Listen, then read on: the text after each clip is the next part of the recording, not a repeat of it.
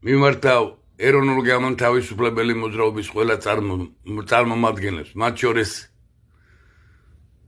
გუშინწინ შრომის სასახლესთან შეკრებილ ეროვნულ გამთავისუფლებელი მოძრაობის წევრებს.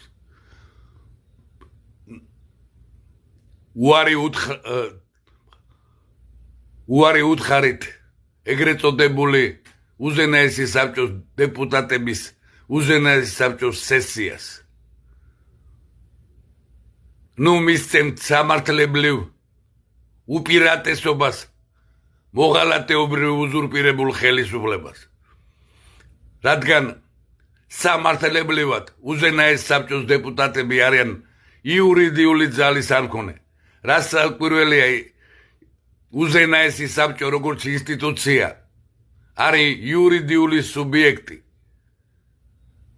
შემადგენელი ნაწილი კონსტიტუციური საქართველოს რესპუბლიკისა და კონსტიტუციური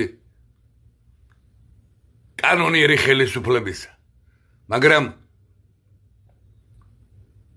უზენაესი საბჭოს დეპუტატებმა არჩიეს მეორე გზა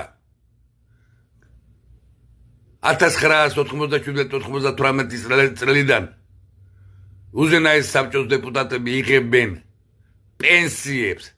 რას ნიშნავს პენსია? პენსია ნიშნავს იმას, რომ შენ აღარ ხარ მოქმედი პარლამენტარი და ხარ ძალადაკარგული პარლამენტარი. იურიდიულად მათ არ აქვთ უფლება ჩაატარონ უზენაესი საბჭოს სესია. საქართველოში იყო ერთადერთი უზენაესი საბჭოს დეპუტატი ალექსანდრე ჟღენტი, რომელიც არ გარიგებულა სისტემასა შევარდნაძე, სააკაშვილისა და ბიძინა ივანიშვილის სისტემებთან. და 2018 წელს ალეკო ჟღენტი არის მოკლული ქართული ოცნების სპეცსამსახურებიდან. და მისი მკვლელობის დღეს, ეგრეთ წოდებული გარდაცვალების დღეს, მისი სახლიდან გაქრა ყველა დოკუმენტაცია უზენაესი საბჭოს. მისი